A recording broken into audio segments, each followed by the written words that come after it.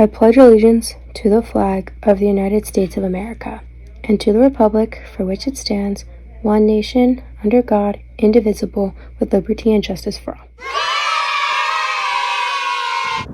Good morning, cadets. Let's have a textbook Tuesday. Martis Libro Day Textile. Have a great day. Good morning, Frederick High School. Is Mrs. Green, and we're here today with today's daily trivia question. Today's question: which city was the original capital of the U.S.? Was it Philadelphia, Boston, Albany, or Richmond? As always, drop your answer in the box below, and we will let you know the answer tomorrow.